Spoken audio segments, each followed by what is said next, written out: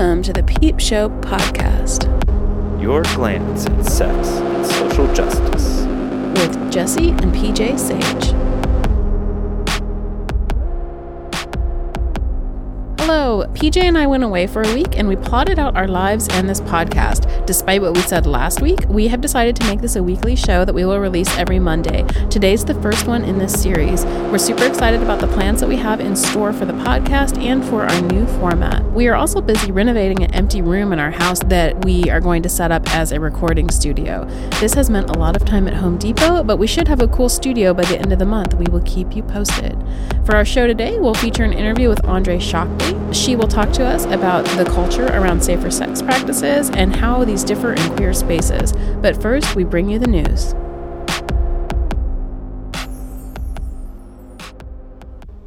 Today for our news segment, we wanted to talk about Stormy Daniels getting arrested in a Columbus club. Which is so close to our house. Yeah, it's actually totally close. We could have gone. And actually, I think this story is important to us as well because it really is about how sex workers are being treated in Middle America. Which is atrociously. Yes, exactly. And it's an issue that we've been working on here with SWAT Pittsburgh quite a bit lately. Yeah. Working on policing practices in regards to sex workers. So this story totally hits home to us. Right, exactly. If you missed the headlines, what happened is that Stormy Daniels was taken into custody after apparently having illegal physical contact with a undercover police officer at the club. And from what I read this morning is apparently because she quote unquote motorboated. Wait, what? I didn't read the undercover officer. I thought, like, all the headlines that I saw, I guess, until today was that it was for non-sexual touch. I wonder if motorboating is considered non-sexual. I think it's pretty silly. I think it's non-sexual, but go ahead. Yeah, I guess that's an open question here. Though I think in the initial press coverage, it was assumed that it was some other sort of contact. I don't know. That's not entirely clear. But in the reporting that came out this morning, it said that a typical part of her show, which I think is a typical part of most performances in strip clubs around the country, is that particularly with women in the audience, she'll go up to them and wave her chest in their face or maybe make... Oh, yes. I've been a woman in a strip club. This makes me want to die. Just note to all the strippers, listen to our show. Wait. If I am ever in the audience, you will kill me of embarrassment. Oh, wait. So I was like, why does it make you want to die? Because it's so embarrassing. I'm like the wallfloweriest introvert there ever was. So yes, I've seen this as a standard practice. I remember because I'm embarrassed right now because of So you can verify that. I can verify this is a normal practice. There was nothing atypical about... No. In any case, apparently Ohio has particularly strict laws about this, and ultimately they dropped the charges, I think probably because they figured that they would have had to spend an enormous amount of money prosecuting this. Prosecuting motorboating? This is outrageous. How can this be against the law? Who needs to spend resources prosecuting cases of motorboating? Well, yeah, let's back up here, too, because that's an important point. They actually dispatched four vice officers, the entire vice squad, to the strip club. This is craziness. I mean, I find it embarrassing, but I in no way think that it should be illegal. Right. I mean, I think we can pretty safely assume that this was politically motivated, given her alleged affair with President Trump. But there are actually other aspects of this incident that I think we should be talking about. First, and most importantly, I think to point out is that Stormy Daniels was not the only stripper that was arrested. Yeah. 2 other women were arrested. Typically, when the vice undercover cops go into strip clubs, they're mostly focused on like what's going on in the back rooms. Yeah, in the champagne rooms Right. or in the private dance rooms. Right, with lap dances, looking for sexual contact, escorting, that sort of thing that's going on in the clubs. So this was pretty atypical to begin with. And while Stormy Daniels' charges got dropped, the other two women are still in jail, apparently, or at least still the charges, maybe they got out, but the charges are still pending. And strangely, they dropped the charges on Stormy Daniels because of a technicality, since she's not a regular worker in the club. But that doesn't make any sense at all, because part of the labor issues with dancers is that none of them are employees. They're all independent contractors. So how do you define like what's a regular independent contractor? No, that's completely right. It's true that, yeah, you're there once or you're there like every night of the week, but it doesn't matter. You're still not a contracted worker. Right.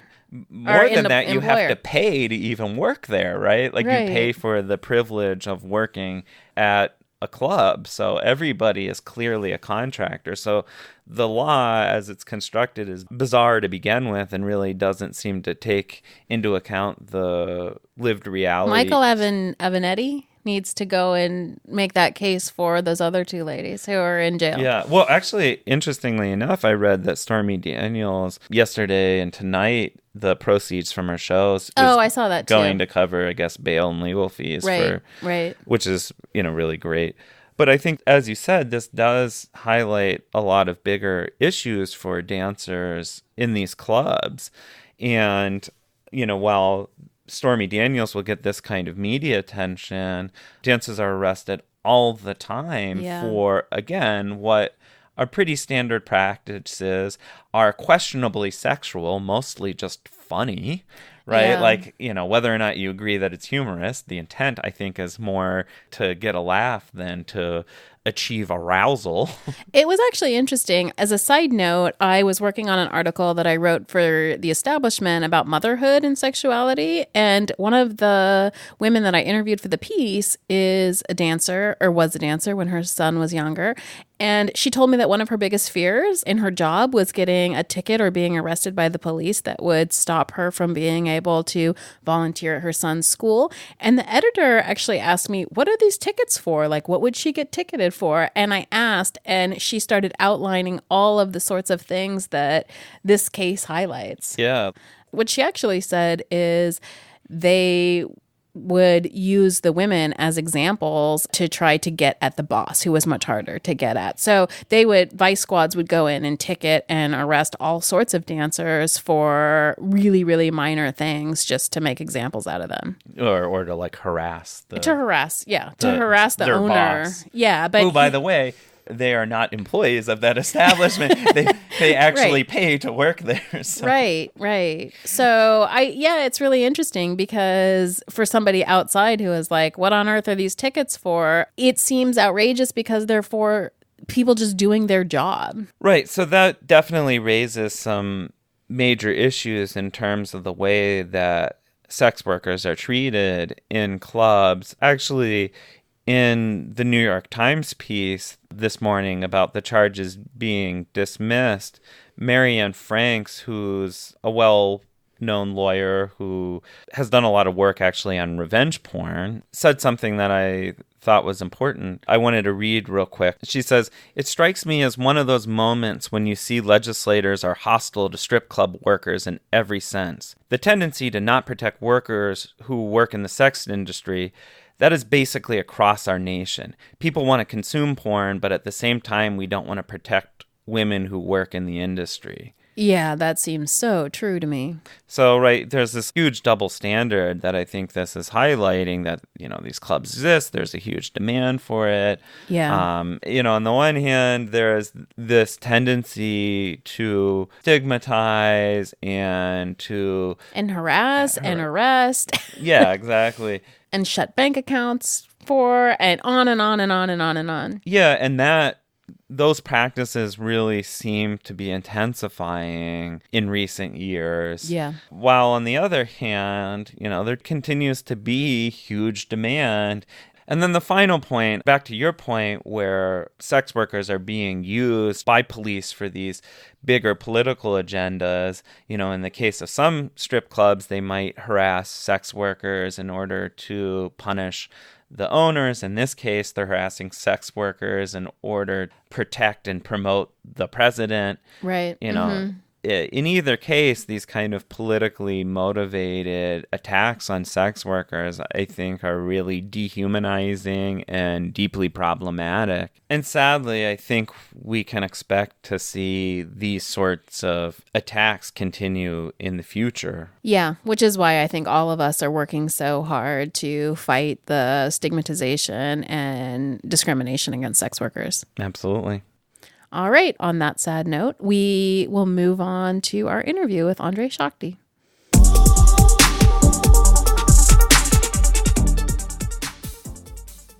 We are here with Andre Shakti, who is a journalist, educator, performer, activist, and professional slut living in the San Francisco Bay Area. She's devoted to normalizing alternative desires, destigmatizing sex workers and their clients, and not taking herself too seriously.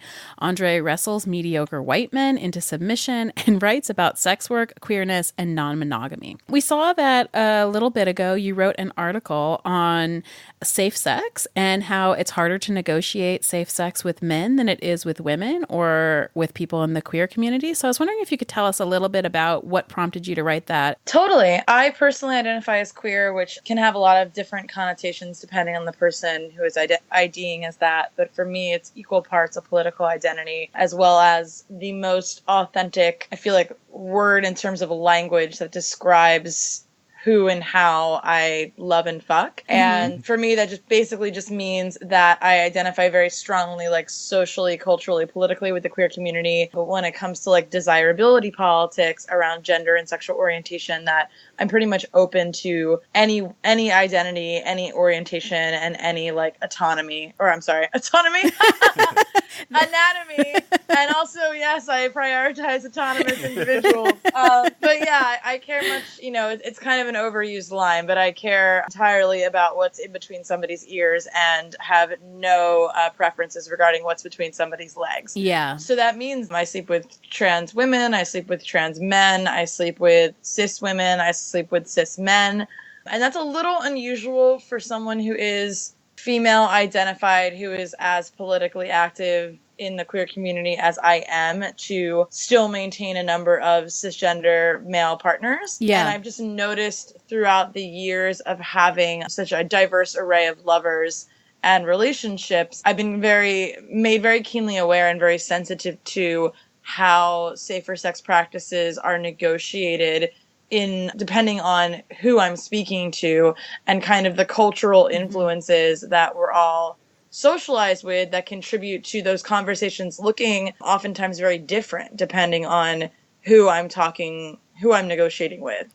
Yeah. So what have you noticed in terms of how people negotiate these things differently? Sure. So I think that because, like, in my experience, folks who were socialized female, so regardless of how they identify as now, folks who were assigned female at birth and were socialized female and now, either identify somewhere on the non-binary spectrum or as a trans man or as a cis woman. Right. Those folks, as we all know, and I'm sure there's a different podcast for this to unpack it, but we all know are disproportionately vulnerable to sexual and emotional and physical abuse and trauma than folks who were assigned male at birth and socialized male, right? So when I encounter those folks in terms of sex, I go into the circumstance already assuming that person has been in the past a victim or survivor of some kind of trauma. And I find that assumption is also pretty common amongst the other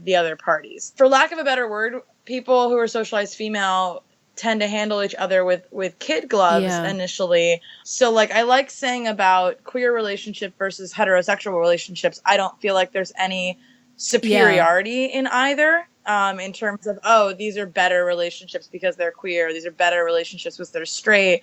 But there is something about being romantically and sexually connected to somebody who already has all the context for your life based on the fact that you two are the same gender and or like were the same gender at some point in time and were socialized the same way. I don't have to unpack things like street harassment and microaggressions to my queer partners as much as I have to my cis male partners. So there's a lot of understanding and of seeing each other and validating each other that's already there when you start dating, that you don't have to do the workaround. And I think because there's kind of this mutual acknowledgement of seeing each other, in this society, that we take a lot more care when we're negotiating safer sex, and not even just safer sex, but things like, are there any parts of your body that that are no fly zones, that you don't want handled, you don't want touched in an intimate way? Is there anything that might trigger you, especially if we're getting into play?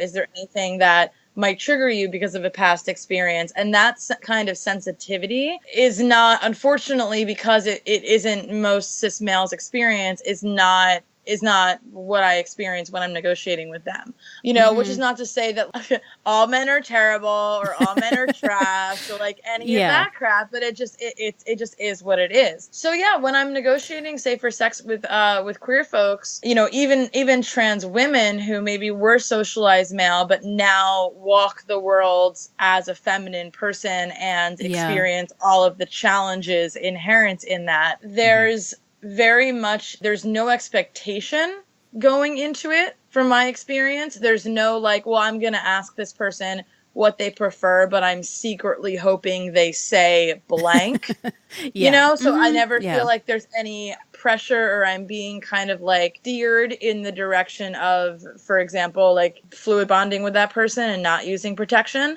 There's no assumption that I'm going to say, oh yeah, I'm totally fine with exchanging fluids. In fact, there's an assumption typically that we would be engaging in safer sex, and if we do end up doing a little mutual risk assessment and we realize that we both are comfortable with exchanging fluids, that's kind of a really cool bonus that happens once in a while, But certainly not an expectation. Exactly. But with guys, because again, the ways that they're socialized, they don't, number one, oftentimes their comprehension of what safer sex means, just because of a complete lack of education growing up, doesn't extend beyond putting a condom on. And I have felt in some of my conversations with past partners, and I immediately rectified, this direction it was going in, but I have definitely felt steered into using the least protection necessary. And actually, one of the reasons that I am not on birth control, even though I do sleep with cis men who could, in theory, get me pregnant, is because I really like having that, well, we got to use a condom anyway because babies are the worst STD that I know. So, it's the most soul crushing and prolonged. So that's just my personal opinion. I'm sure your child is wonderful, but it's a really kind of easy way for me to be yeah, no, this is not contested because babies. And then they're oh yeah, no, totally. I don't want to have a baby with you, and that kind of solidifies at the very least the use of a condom. But yeah, I mean, it's men are socialized to not get challenged when they say what they're comfortable doing and what they desire doing. They're socialized to believe that their feminine partner is largely going to be complacent / go along with whatever their preference is, because that's also how feminine folks are socialized. We're socialized to go along with what the masculine preference is in the dynamic. And that will also take more responsibility for the consequences of that. Exactly. And the responsibility for initiating the conversation to begin with.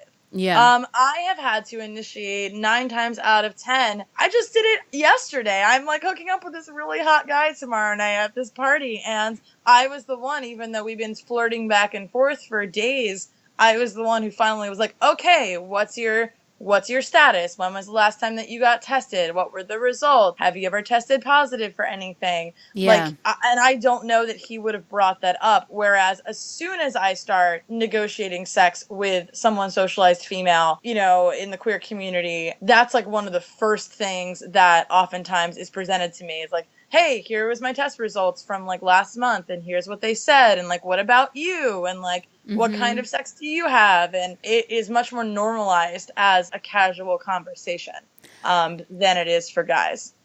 One of the things that you said in your article that I thought was really interesting and a good point is that within like the norms of heterosexuality, the sort of safe sex practices aren't eroticized in the same way that they are in queer communities. And I thought that was a really good point. Absolutely. I grew up in a really small farming town. I left Philadelphia at a young age and I moved to South Jersey, and I grew up in a really small farming town where literally my high school had no sex ed to speak of. Wow. Like yeah. not even the gym teacher.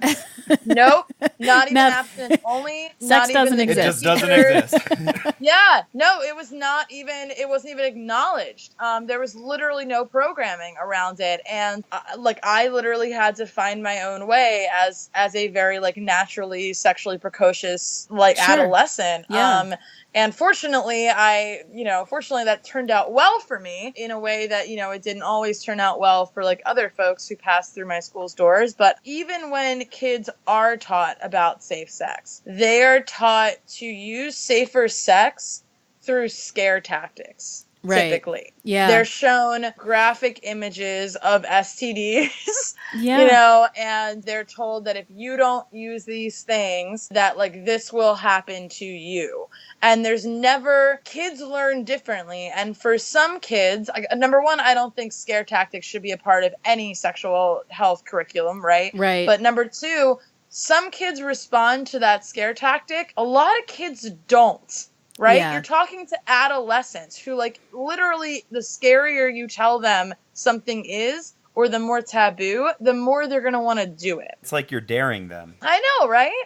So the fact that safer sex, that prophylactic safer sex materials are never even attempted to be like eroticized for kids is also connected to how like resistant we are to providing pleasure-based sexual education for youth. Right. But also just, again, that entire huge percentage of kids who like were not motivated to use safer sex by like showing slides of like oozing pus and warts, they now have no motivation to use safer sex, right? If that tactic did not work on them. And so yeah, when like queer people, again, for all the reasons like that we talked about earlier about like why we would be more inclined to have these conversations, why we'd be more inclined to be on top of these things, why it's more normative in queer communities for people to discuss these things casually. We also have done the work oftentimes of, recognizing that safer sex materials are going to be a part of our sex. Right. And because they are, and that's just generally kind of understood, and because we're really fucking creative human beings in the queer community, of course, we're going to take anything and see how we can pervert it, right? Like, how can we pervert this thing that we have to do and make it, like, more fun and more interesting? And so, yeah, because of that, I at this point in my life, I have a, like, visceral, like, genital response to watching somebody put a black nitrile glove on and snapping it at the wrist while, like, making eye contact with me. Like, that is so hot to me. And I don't have a medical fetish. I don't have you know what I mean? Like, there's nothing else there. It's like watching somebody like suit up, Yeah. Like, it's just so it's almost hot. like a Pavlovian like response, right? At this point it totally is. It's like someone snaps a rubber band on their wrist and I'm like, what is going on? But yeah, like, and there are all different kinds of ways that you can eroticize safer sex. People have it in their minds in the same way our culture convinces us that talking about sex makes it less sexy. People have it in their minds that safer sex materials inherently communicate a lack of sexiness and a lack of eroticism. And the longer we continue to carry this myth, I mean, the more damaging it's going to be. I wonder, do you think that this is tied to sort of heteronormative ideas of sex being more narrow or just kind of being very singular in orientation, just kind of like everything points towards P and V sexuality? And is it part of what we're talking about here is reimagining sex to be broader and encompassing more kinds of interactions. That's really what it is the model in our country is still one that is heteronormative, that is monogamous, and that is prioritizing sex for the purpose of procreation. Right. And the thing about queer people is not that queer folks can't get each other pregnant, in different configurations, but largely our fucking has nothing to do with procreation. And so because of that, there's a relaxed like mental state around what kind of sex I'm having with someone. Like, okay, take this negotiation that I just did with this guy I'm going to hook up with tomorrow. Mm-hmm. Theoretically, not that either one of us want a child in any ways, but theoretically this person has the anatomy to get me pregnant, Sure. if we don't use a condom. Mm-hmm. When I am going into a bar and I'm trying to hook up, I'm never looking for a gender in particular or an orientation in particular. I'm always looking for a person. But when I am cruising someone who is trans feminine, trans masculine, or a cis woman, because the entire idea and the entire framework of sex for procreation is already out the window. Yeah. Just based on that interaction alone, the question of what are you into? What kind of sex do you like having? What kind of things do you like being done to you? What kind of things do you like being done to another person? That's a really easy conversation to ask because we're already so far removed from that procreation model. Whereas men are socialized, under that procreation model, and so even if they do end up hooking up with, queer women, women that they know are not straight, like myself, it still doesn't really occur to them to ask what someone is into beyond their dick, if that makes sense. Because, and look, I love dick. I'm not, I love me some dick, but they often are, they're often like, oh, well, I've rarely gotten from men, again, the initiation of, so what are you into? What gets you off? What is pleasurable to you? Even if deep down, they're really open to me, taking my own pleasure while we're hooking up. Sure. The articulation of that never occurs to them / feels clunky in their mouths because they were socialized under a heterosexual reproductive model. That seems really interesting, or very much linked back to what you were saying earlier in terms of sex ed, because I think that risk-based model that you were describing too, that often is how people first learn to talk about sex in school, is actually really hyper individualistic. Your concern about sex is how you protect yourself from disease, and how you mitigate risk for yourself, as opposed to thinking about it or framing it in terms of care or empathy. Yeah. And talking about it in that way. And I think, of course, to do that, then we'd also have to acknowledge it as a source of pleasure and and talk about it in terms of pleasure.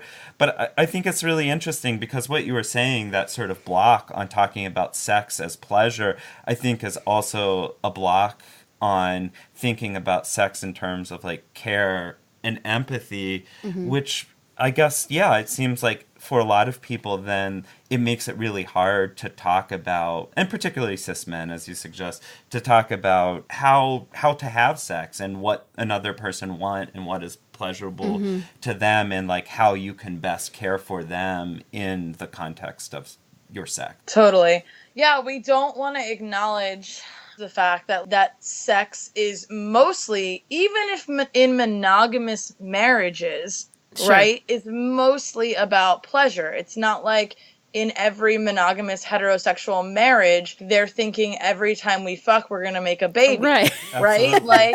And we just don't want to acknowledge that. And we particularly don't want to acknowledge it in terms of women receiving pleasure when we have sex, because women aren't allowed to claim agency or autonomy over their own sexual being. And we have such a hang up about women vocalizing their needs, vocalizing their desires, because of the whole virgin horror complex that we have in our culture. And as long as the standards are different for for, you know, those two binary genders, men and women, you know, we're not getting anywhere in terms of talking about pleasure, let alone talking about pleasure to like folks who are young people who are just coming into their sexual self. There are so many different ways to have sex without putting your penis in someone's vagina or your penis in someone's mouth and your penis in someone's ass. And I'm like going to tell you right now that cisgender men and heterosexual men, they also want more diversity in sexual expression. Like, it's not like every single guy is authentically thinking, every time I get turned on, I want to, like, bang away at somebody, like, in their hole. You know? Like, that's not true. Right. Like, men have a spectrum of sexual desire just as much as women, just as much as trans folks, etc. do. And it's not acknowledged because there's this idea of hypermasculinity associated to the act of penetrating someone. And if you're not having a sexual relationship with someone or an intimate relationship that involves you penetrating that person, that is somehow societally less masculine. Therefore, less acceptable for men. And that is so pervasive. And I can't tell you how many times I have scheduled a date with a guy and had him come over, and beforehand we were talking about like how much we were going to fuck each other, and then he gets there and I can totally tell from his energy and his vibe that he would rather cuddle instead, you know? And I am always the one who's, hey, by the way, I'm just really glad you're here. I'm really happy to be intimate with you in whatever way you want to be right now. I don't have any expectations of a particular sex act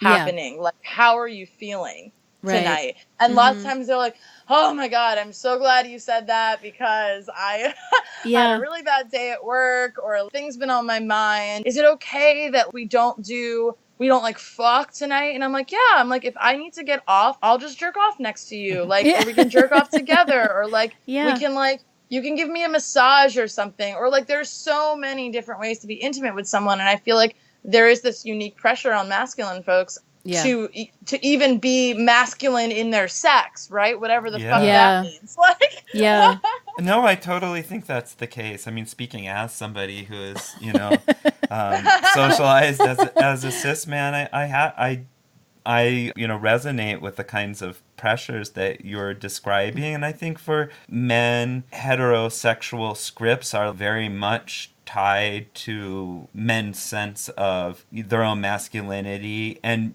kind of getting away from that is a real process, like trying to reimagine what masculinity could look like. I think it is difficult, and masculinity is very rigid. And I think actually one of the things that come out of that, and a lot of what you seem to be saying, is like the issue of vulnerability. Because again, like this idea of men feeling like they have to take charge in sex, or not asking questions about what a partner wants, or feeling like there's just one way to do it. It comes down to, I think, men having difficulty expressing any sort of vulnerability. And vulnerability includes admitting that you don't already know exactly how to handle a situation, that you might have to actually learn something, or be open in a situation to like hearing what works for another person, or, you know, learning and growing in a situation, rather than just coming into a situation being like, I got all the answers, I'm gonna man this situation, you know? I have to say, I do so much activism around consent and negotiation and boundaries and feminism, the intersections of feminism, like intersectional feminism. And folks who know me already know this, but I have a lot of empathy for folks who are socialized male right now, like trying to navigate this unprecedented culture of consent politics that we're in. And you know, I actually teach a course called You Have My Permission, a common sense consent course for masculine folks. And that's great. It's taught from an empathetic place. I understand how you were socialized. I understand how the system set you up to fail just as much as it set feminine folks up to fail. And without education happening on both sides of the gender binary and everywhere in between, there's going to be no progress. It's not just about calling our men out. It's about educating all genders and teaching all genders to unlearn these structures and the stigma and whatnot that we were socialized with. I don't feel like the answer is to end all men or cancel all men. I feel like the answer is to, through an empathetic or at least sympathetic lens, educate those men, and especially educate our young men, our youth who are coming up right now, to be compassionate, conscientious, empathetic human beings. You know, everyone always, they see my page and like, oh, like she must be this radical dyke who like, I was just like, fuck all dicks, you know? And yeah. No, like, I mean, I do want to fuck all the dicks, but not in the same way. But I actually, the socialization, the education of men and the counseling and the coaching of men are in a lot of ways more of my priority at this point in my life, at this point in our political time, than attention to other genders. I actually totally agree with you. And I've kind of come to that place as well, coming out of a feminist and queer context, but working in sex work. I've started to become much more empathetic toward men in the way in which their socialization has really stunted and harmed them as well. But it's actually really interesting because I recently gave a talk on masculine socialization, and I looked around and I realized that it was to a room full of women and that there was one or two men in the audience. And that was really interesting because I was thinking, I don't know how we're supposed to move outside of queer circles and feminist circles in order to reach other people who also need that sort of care. Yeah, I hear you. That resonates with me as well. Even people who are really working on these issues and who are really interested in it and who think that the sort of activism, sex positive activism, should also extend to masculinely socialized people and male bodied people. It's actually hard to get there. Yeah, it's hard. It's also hard to get there, as you just spoke to, as being like a woman right now who, I'm like, I actually don't know how you identify in terms of sexual orientation. Very much like you. Yeah. So it's hard to even have this stance because, again, bringing it all the way back around to the beginning of our conversation, folks who are sexualized female are the most vulnerable population. Technically the most vulnerable population in our country right now are trans women of color. But in terms of comparing the binaries of like masculine and feminine, feminine folks are way more predisposed to violence and trauma, specifically of like the sexual and emotional nature. And so like what you have a lot of right now is a lot of activists in the intersectional feminist movement who are being very vocal, and lots of brilliant activists are survivors of a lot of trauma. And, when you are a survivor of trauma, that never goes away. That permeates every part of your life. And I think this cancel all men kind of idea right now, I think that it stems from, at its core, the pain and the hurt that has been done unto so many of the leaders of this movement. And they can't help but lash out in this either or way. And, I can't really blame them for that. But at the same time, it can be really isolating to be somebody who, whether or not you've also been a survivor of trauma, who is trying to illustrate the humanity of masculine people and to prioritize education over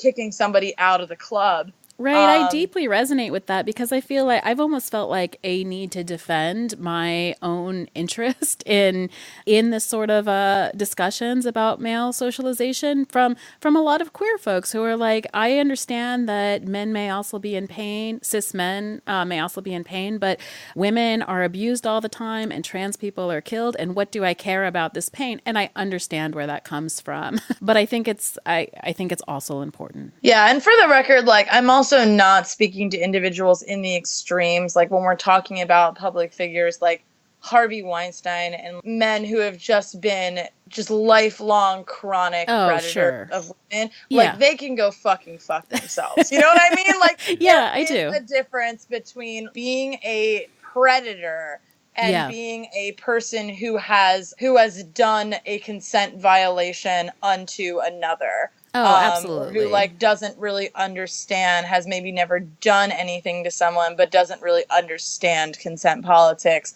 Like, there are differences here. I don't feel like we should be rehabbing, you know, at the cost of our own emotional toil and labor, men like Harvey Weinstein. You know, everything is gray. Everything's on a spectrum. Everything is in between the binaries. It's never black and white. It's never cut and dry. Yeah. You know, I suppose speaking as a cis man, I feel like while men don't experience oppression in the same way that women do from masculinity, and certainly, you know, not the same levels of abuse or trauma, as a result, still masculinity is traumatizing for many, if not most, cis men.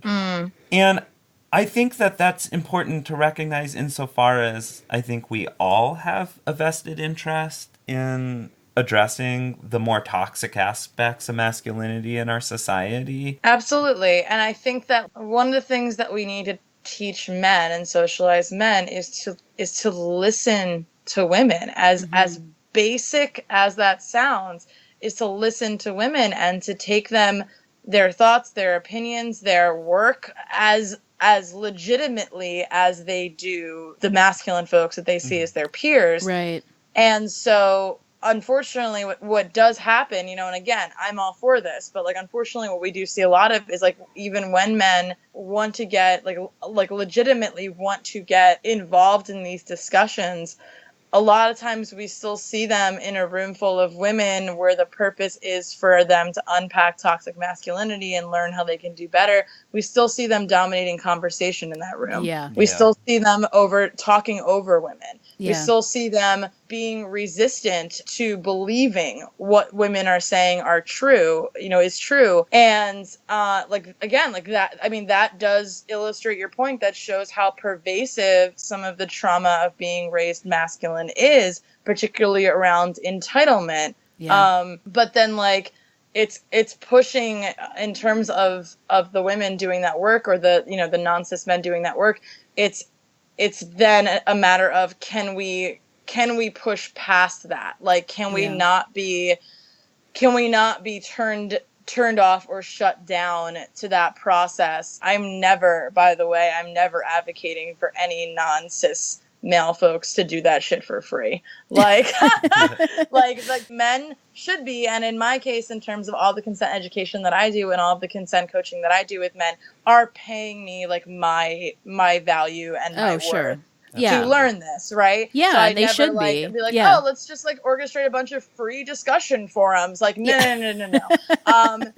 Men need to recognize that, like, because of the risk they present, the very real risk that they present to women, because of the history of misogyny and patriarchy and abuse, because of the fact that in 2018 we still don't have equal wages for men and women in the workplace, that they owe us something. They at least owe us attention.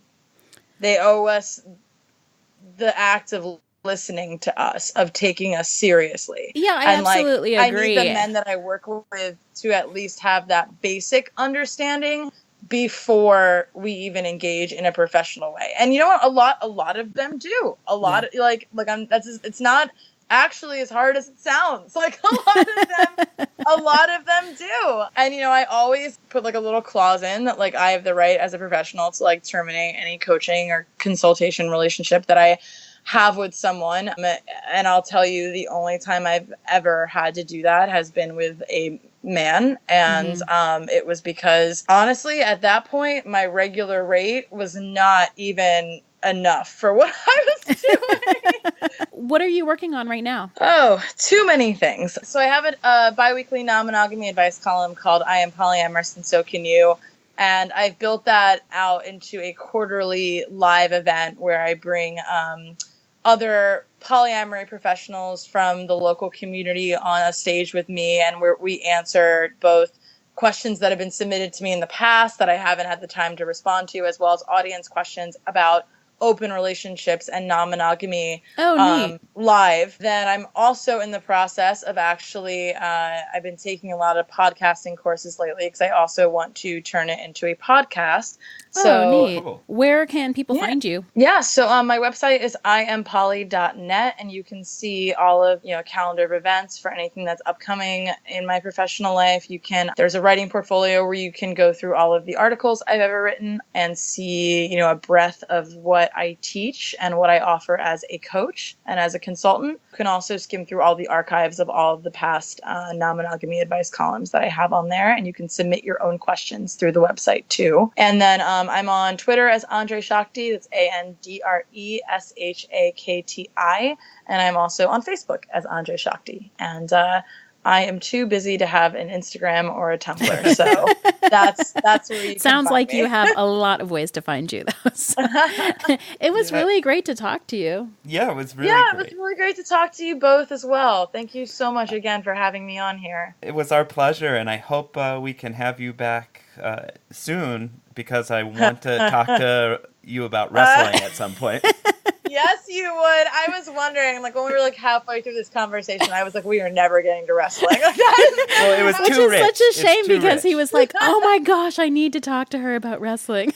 This was really important stuff, but at some point soon, I hope we can talk about wrestling. Yes. So for folks who are really confused by this, I'm a dominatrix, and a large bulk of my professional domination work is a niche market called fetish wrestling, and it literally means that I wrestle men in a bikini and choke them out and put them in joint locks and get paid really well for it. And it's a beautiful job. And there are a lot of curiosities expressed here. So I guess next time on Peep Show. I should tell you, I'm a phone sex operator. And yesterday somebody called me and told me all about his first experience with a professional fetish wrestler and how amazing it was. That makes me so happy. He was so excited. He had to call somebody and pay them to talk about this experience he had. So it was awesome. So for you listeners out there, more soon. All right. Thanks so much.